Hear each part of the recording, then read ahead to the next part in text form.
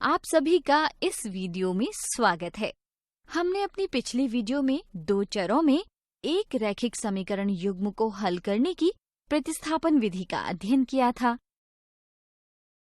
आज इस वीडियो में हम इस पर आधारित कुछ दिलचस्प उदाहरण देखेंगे और साथ ही देखेंगे कि हमें बीजगणितीय विधि की आवश्यकता क्यों पड़ती है।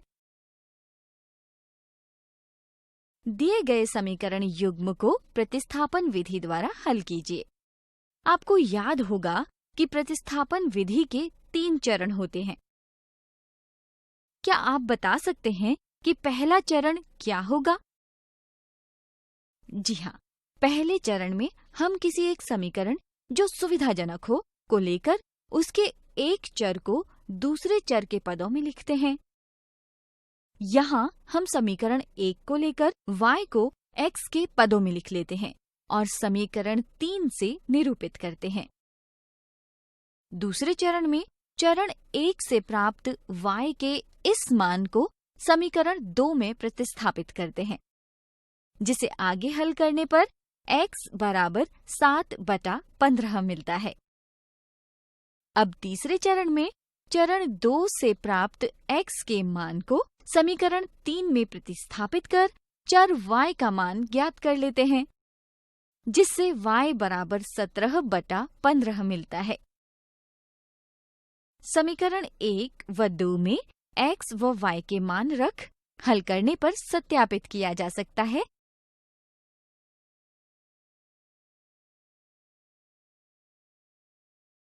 कि x बराबर 7/15 तथा y बराबर 17/15 इस समीकरण युग्म का एकमात्र हल है।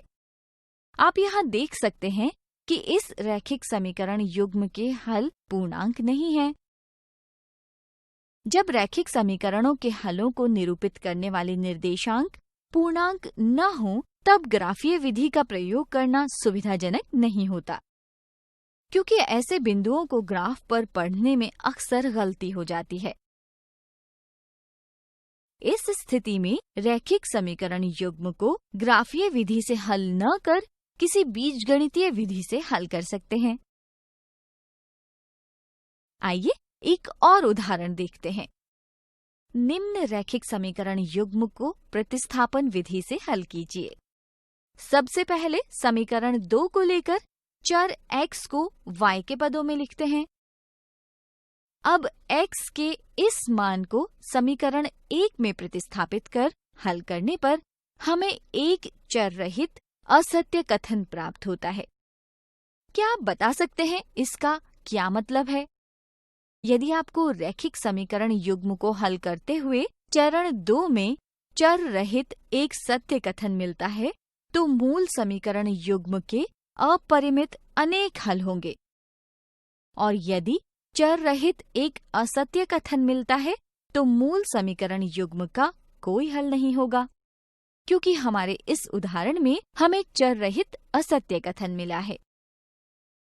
अतः दिए गए समीकरण युग्म का कोई हल नहीं होगा। इस वीडियो में हमने दो चरों में एक रैखिक समीकरण युग्म को हल करने की प्रतिस्थापन विधि पर आधारित कुछ उदाहरण देखे। साथ ही हमने बीजगणितीय विधि के प्रयोग के महत्व को भी जाना। अगली वीडियो में हम देखेंगे कि इस प्रकार के प्रश्नों को हल करते समय साधारणतः क्या गलतियां हो सकती हैं।